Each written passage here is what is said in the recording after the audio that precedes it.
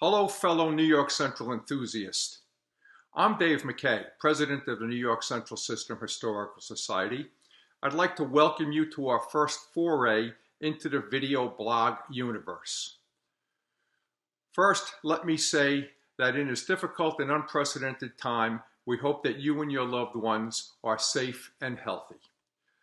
We are trying to reach out and inform you of what we're doing at the New York Central System Historical Society to respond to the current situation. First, we've canceled our mini-meet, unfortunately, in Albany due to the lockdown in New York State.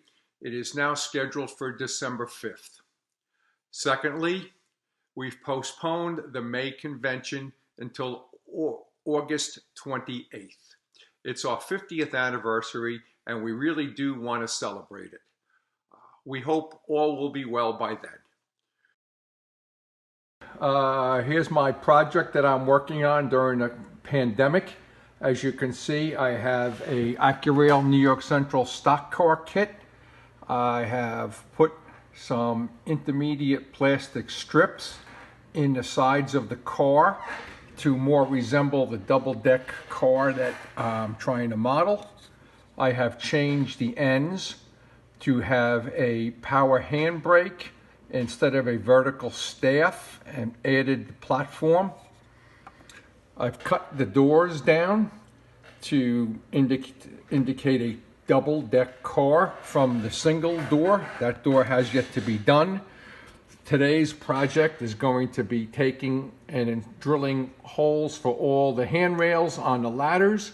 I elected to take the Accurail cast-in ladders off the car and put the wire ones on to make it a little bit better detailed. We've been very fortunate. Seth Lakin, our modeling committee chairman, has drawn up a new drawing on what the double doors are supposed to look like. He's talking about having them made in shapeways and available as a component part, although we're not there yet, so I'm going to have to try to cobble these together from the pieces I have. I have a picture of what we're doing. You can see the single door on top is open, the bottom one is closed. Most of this information has all come from the archives of the New York Central Society. You can see the lettering diagram that I'm working on as far as where the signage is posted on the sides. And I've got my number 79 drill bit, and I've got all my little handrails ready to be inserted.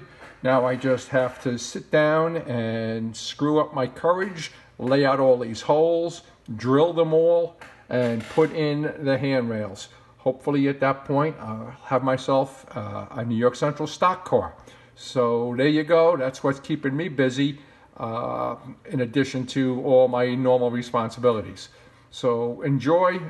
These cars are currently not available. We sold out of them out of the Collinwood shop a couple of weeks back, but I am writing up an article on how to do this for the e-zine, and I'm going to also send it to those folks who purchased these kits from us so they can make these modifications if they choose to get a better representation of this lot of originally USRA single sheath box cars that were built into stock cars. The other thing that I've done, which is done already, is I put together a new underframe for these cars. These were came from Accurail with fish belly underframes. What they need is a channel underframe. Tichy makes a USRA single sheath boxcar channel underframe. That's what I used here with the Accurail trucks with replacement metal wheels and Katie coupler draft gearboxes and number 5s.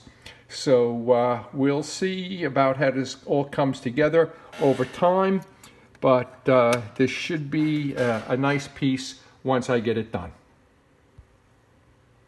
I am now going to turn this over to our next participant. Please stay safe and healthy. Thank you.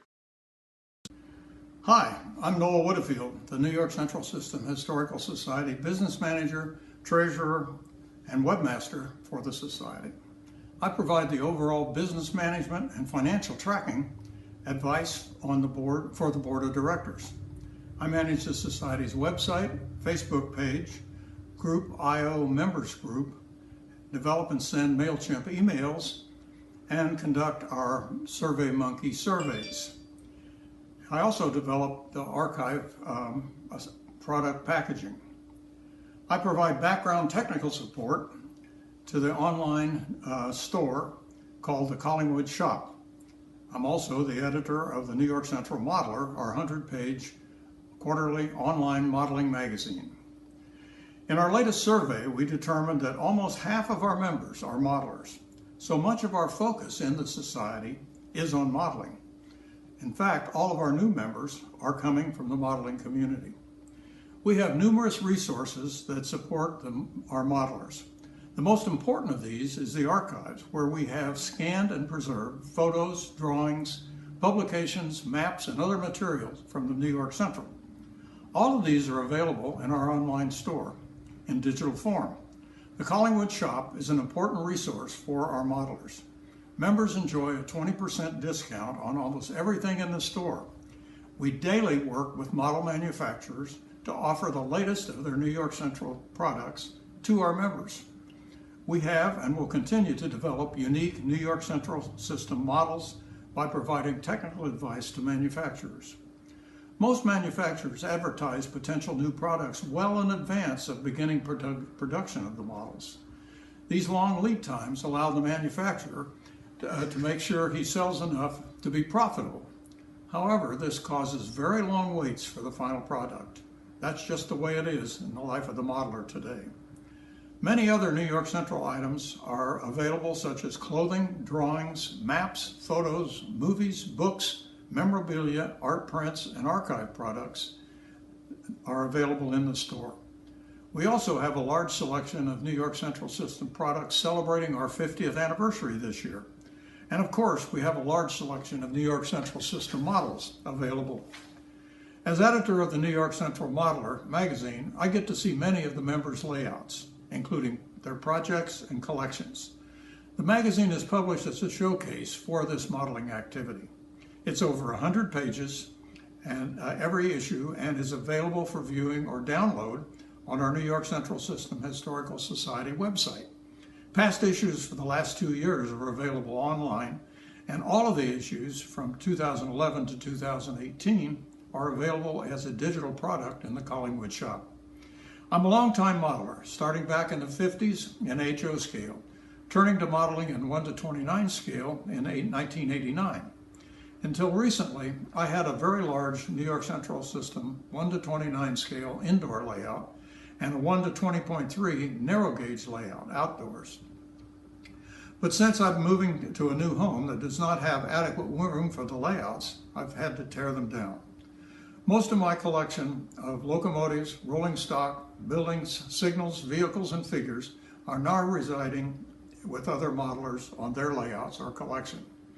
Take a look now at my New York Central System large-scale layout. It was a 28-foot by 48-foot, fully scenic and signaled indoor layout. It was a DCC Sound Railroad. It was featured in an article in Railroad Model Craftsman in the mid-2000s. Now we'll turn to a video of the layout. This video shows most of my New York Central 1:29 scale layout. It models the Big Four from Indianapolis to Bellefontaine, Ohio, and is set in September 1955. The scene opens with tracks leading into Anderson, Indiana, my hometown. Moving on, we come to Indianapolis and note that the buildings and scenery in the background are all O-scale to provide more depth to the scene. All of the buildings on the layout are lighted and have interiors. You can see the roundhouse, power plant, and turntable for the railroad. All these except the turntable bridge were scratch-built by me. As we move on to Bellefontaine, that's the next town. The last town, Muncie, Indiana, is on the left and not visible in this video.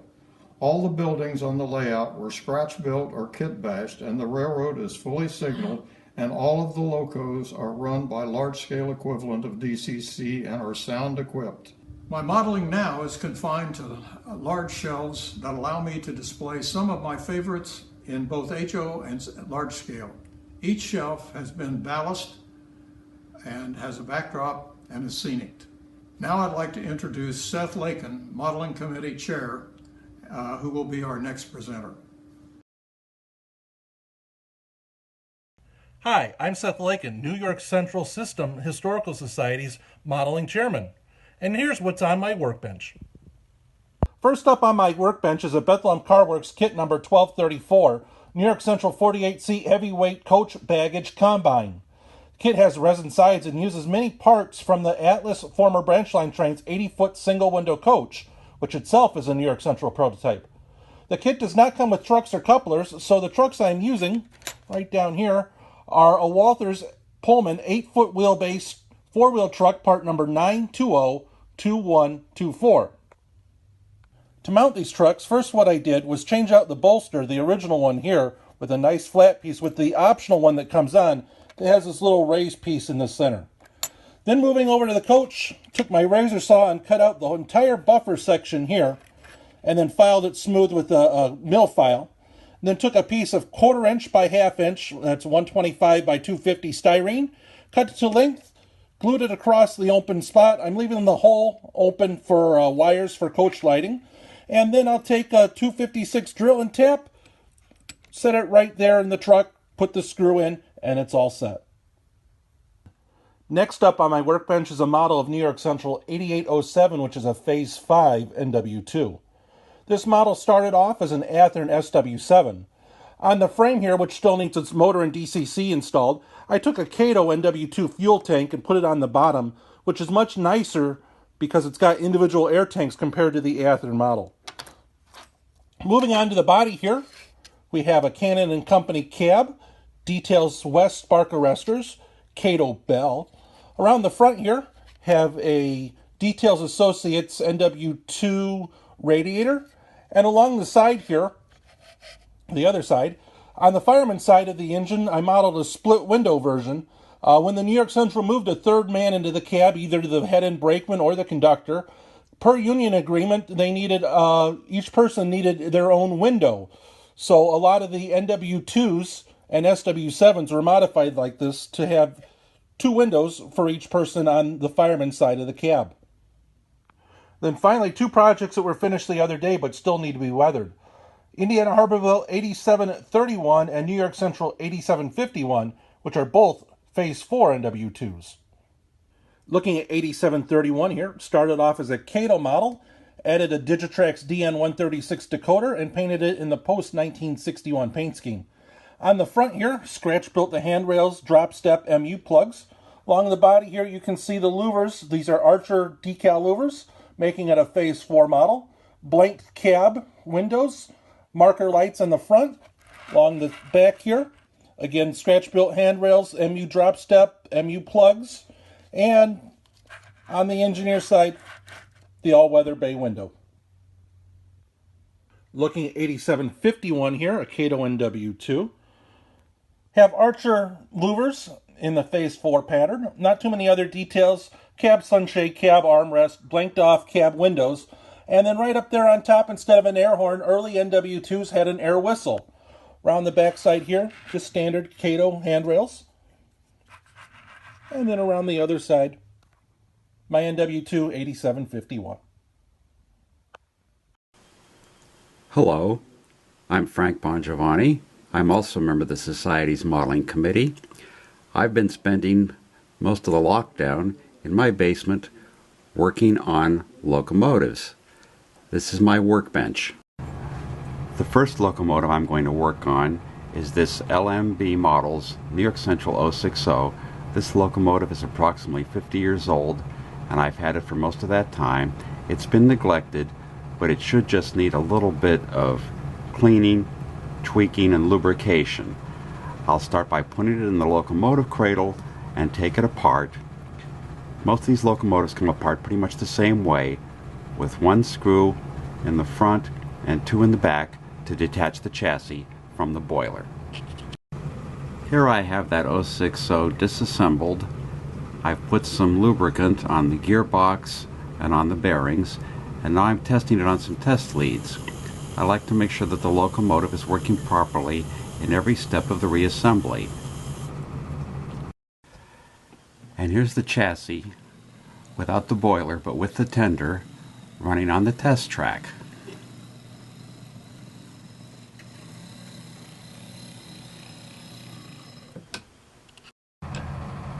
Here's the LMB 060 lubed, tuned up, and reassembled.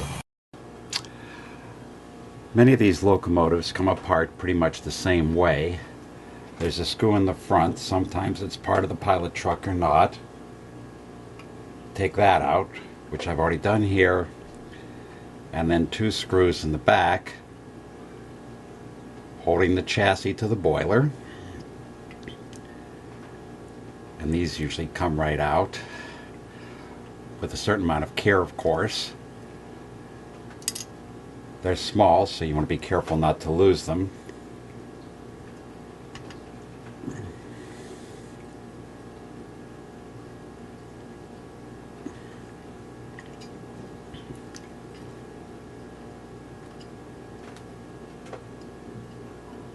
And just for cleaning and lubrication, in many cases, this is all you need to do. Unless the locomotive has real problems, then you dismantle the chassis and take apart the gearbox. But now we can actually clean and lube most of what needs to be done here. And here's still one of my favorites, the Empire State Express Hudson. It's been lubed, tweaked, and rolls nicely. This locomotive is over 50 years old.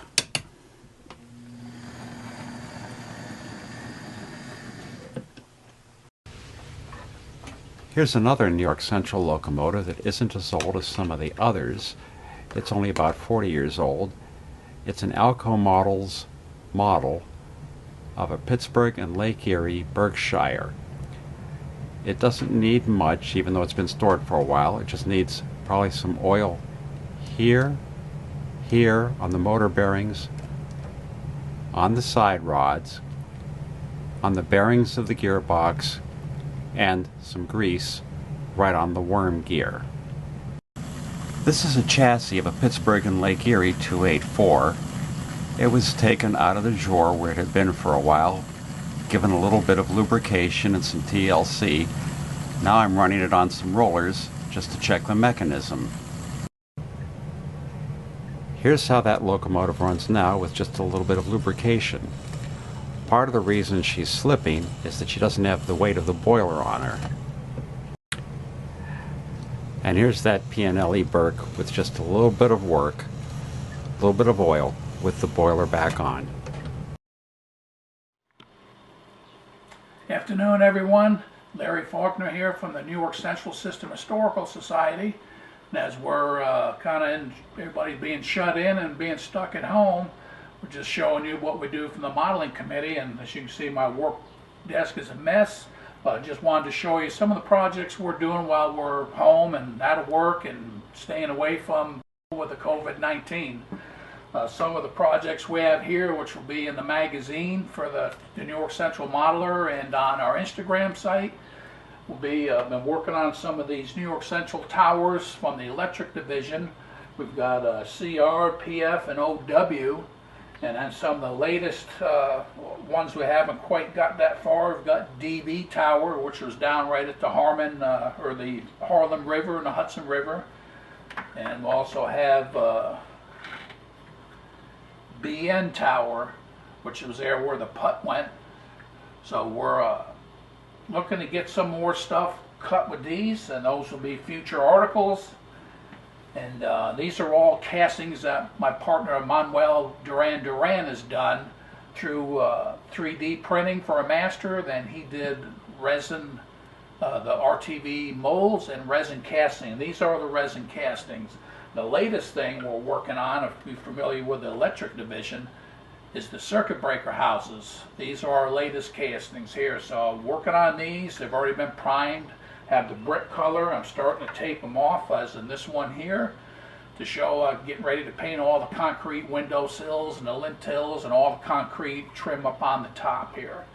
So that's what we've been doing, and also one other small one here. Been doing the battery houses, which are also castings, and they've also got, I know you can't see these, but these will be in the magazine and on Instagram sites. You can see some of these models I kind of got on the outside here on my table. This one's on the right here. We have OW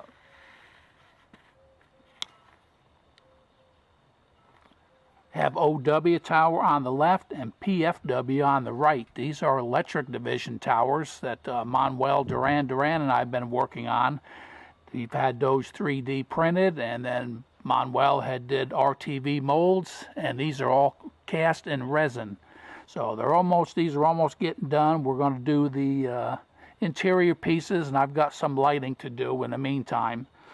And what the latest ones we've been kind of started but haven't really worked on yet is we have DV tower in the back,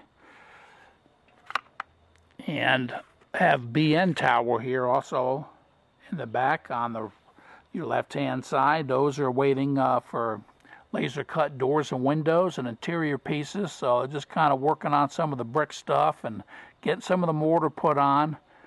And my latest projects that I've been working on are the electric division circuit breaker houses. I'm trying a couple different colors here for the brick color, and I am working on those. And this one here I've got taped off. I will work on this and get all the concrete for the window sills and lintels and doors, all the concrete up on the roof, and get that painted up and the foundation, and then I'll put the mortar color on. These were all up and down the electric division, and these particular ones here are for Harman, other than this small one here. This one was the only 3-window one, and this was at Scarsdale. So that's the only 3-window one. We've got a pair of 4-window ones here, and I've got a 6-window one inside there I'll be working on and taping. So that's what we got going on out here in the desert of Arizona. So I hope everyone's doing well. Be safe, and we'll talk to you soon. And these will be in the New York Central Modeler here coming up in future articles. Thank you. Have a great day and be safe. Hello. I'm Rich Stoving, past president of the New York Central System Historical Society and the editor of Central Headlight, the quarterly magazine of the Society.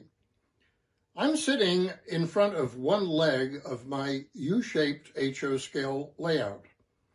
I've been modeling the New York Central System for over 50 years, and this is my second layout based on New York Central's famous water level route along the east shore of the Hudson River in New York State. I started working on it almost 30 years ago, and most of it is close to completion. I say close to completion because a layout is never really finished. A modeler can always find something to add or to replace. Most of my modeling now involves improving the running qualities of some of my steam locomotives by replacing motors, gears, and drivetrains. When I don't feel like doing that, I simply like to sit back and watch trains run around my layout. And I'm delighted to have the opportunity to invite you to do the same with what follows. May you and your loved ones be safe during the pandemic.